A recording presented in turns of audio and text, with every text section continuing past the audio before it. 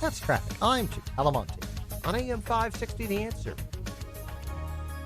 Chicago's Morning Answer continues next. Your official Chicagoland weather forecast from the 1 Hour Heating and Air Conditioning Weather Center, Steve Williams. Today, sunny to partly cloudy and warm with a high near 89. Partly cloudy tonight. Shower and thunderstorm late low 70. And then for tomorrow, times of clouds and sun. A shower and thunderstorm around. A high tomorrow at 83. I'm Steve Williams on AM 560, The Answer. It is 73 at O'Hare. Next news 8:30. Chicago's Morning Answer with Dan and Amy continues next on AM 560, The Answer. Experience the many restaurants of Seven Bridges on the evening of August 8th at the Golf Club in Woodridge, Illinois. Aside from great tastings and treats, Sample Seven Bridges will have prize drawings and DJ entertainment throughout the evening. Visit chambers630.com to register. This is Chicago's Morning Answer with Dan Proft and Amy Jacobson on AM 560, The Answer.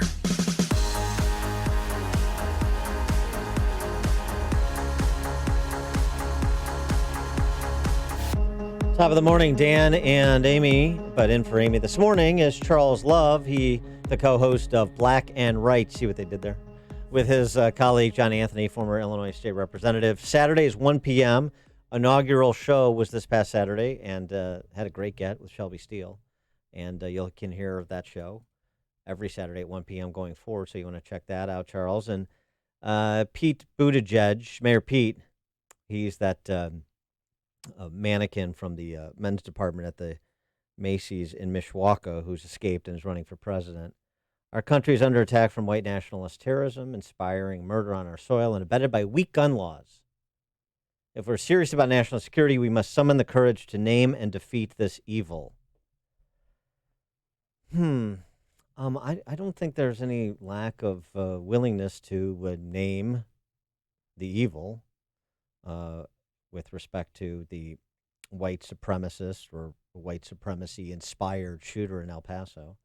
I don't think there's any unwillingness to name the evil with respect to the shooter in Dayton either, who was apparently not inspired, not particularly inspired by politics as far as we know. I mean, he's made political statements, but it doesn't seem like necessarily that's what inspired him to open fire and that... into the crowd as he did, killing 9 and wounding 27 more. Seems like it's a bit more complicated. Weak gun laws? I'll tell you what, we're going to hear from the president at 9 a.m. this morning, and he's already sort of telegraphed a desire to work, Republicans, Democrats, to work on more rigorous background checks.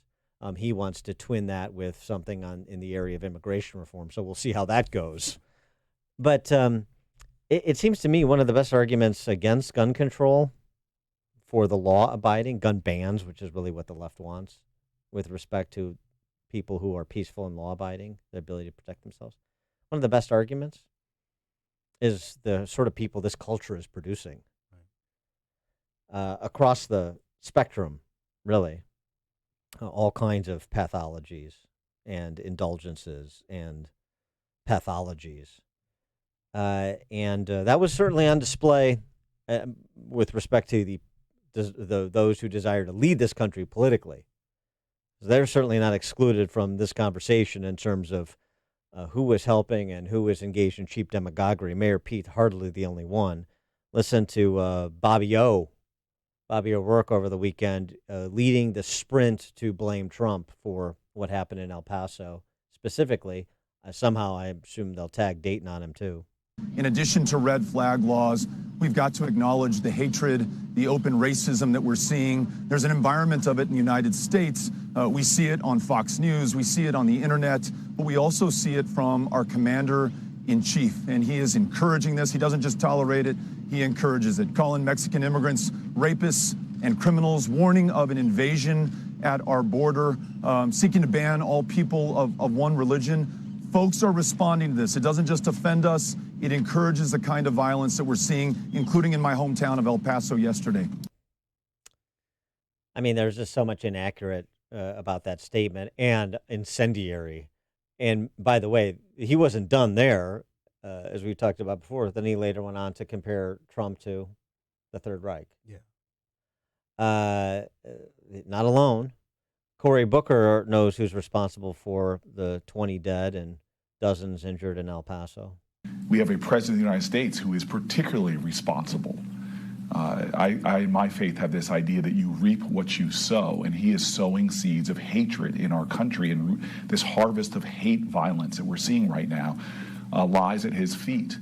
When you have the president from the highest moral office in our land talking about invasions and infestations and shithole countries, the kind of things that come out of his mouth that so harm the moral fabric of our nation, he is responsible. He's responsible when he has taken no action whatsoever to even condemn white supremacy, even when his own FBI is talking about this being sourcing major parts of our problem. So we have a president who is responsible, who is not taking that responsibility and is doing nothing to address the deepening crisis in our country of this kind of violence. You can expect to hear more of that line of argumentation in the coming weeks from all the POTUS aspirants. For more on this topic, we're pleased to be joined again by Cheryl Chumley. She's the online opinion editor for the Washington Times and author of The Devil in D.C., Winning Back the Country from the Beast in Washington. Cheryl, thanks for joining us again. Appreciate it. Hey, thanks for having me, both of you, Dan, Charles. So how have you processed what you've been hearing in terms of assigning responsibility to President Trump for particularly what happened in El Paso? It's the same way I always do when a shooting like this occurs. It's just as predictable as the left is about coming out and saying that it's the fault of the guns and we need to kill the Second Amendment. I've been out there saying that this whole issue comes back to one basic theme, and it's that we've removed God from society. That's why we have fatherless families. That's why we have broken homes. That's why we have drug use and mass prescription of behavior-inducing drugs and so forth. And all those things contribute to the mental illness that leads to the shootings that we've been seeing. Well, I think that's really important what you're saying. Because now you're talking about solutions and getting down to the brass tacks of the problem. I think that if you think about they say guns is the gun problem, and they say it's a mental health problem, but no one talks culture, and I'm all about the culture. And I want your thoughts on this. So they say we have about 300 million guns in the country, but for years we've had over 100 million, and so that's not new. And it's not new that we have mental health problems. I mean, that didn't just happen in the last 5 or 10 years. So we have to, as a society, ask ourselves, so we have these two problems have been around for years. We also have more money, more information, more charities, more laws, and more access to resources than we've ever had before. But we didn't have these shootings in the 40s, 50s, and 60s. So what is the one thing common denominator that's changed? And I think you're right. So what do you think we need to do to get people to actually talk about that and focus on that rather than guns and just mental health? Well, I do have a column coming out in tomorrow's paper in the Washington Times called Why Shooters Shoot, where I go into this backed with statistics. And there's no way around it. You cannot separate the culture from what's going on in America right now. And if the problem is that we've turned our back on God, and as you see from reading Pew statistics and stuff like that, the polls, the rise of the nuns, the rise of the non-religious in this country, fueled largely through the liberal youth of America, the solution is to talk about putting God back in the public arena. When the left comes out and decries and mocks and disdains and sues over public mentions of God, public prayers, we who of faith in this country need to push back just as hard.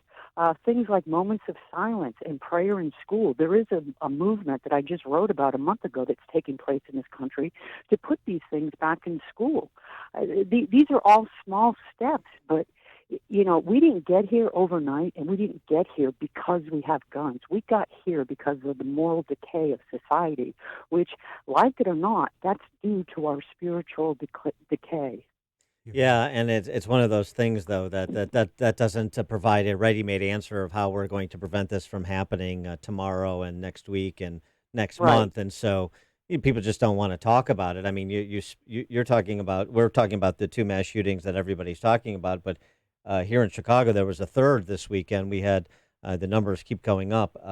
7 shot and killed, 55 shot and injured.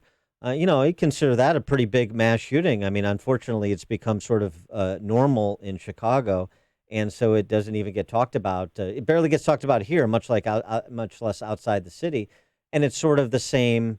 It's sort of the same dynamic. You have pronouncements from law enforcement, from the politicians about how that's enough. Now we're really going to get serious about it, and there's nothing you can get serious with because you can't put back together Humpty Dumpty. You can't put back together the families that you've incentivized to break up over the last 50 years. You're right, but you can do common sense things. Just at my newspaper, just a couple days ago, we had this presentation from a law enforcement official talking about active shooter situations and how we, as employees of a newspaper, could defend ourselves. These types of discussions are happening all over America, and that's good. But the 2-hour presentation I listened to from this police officer all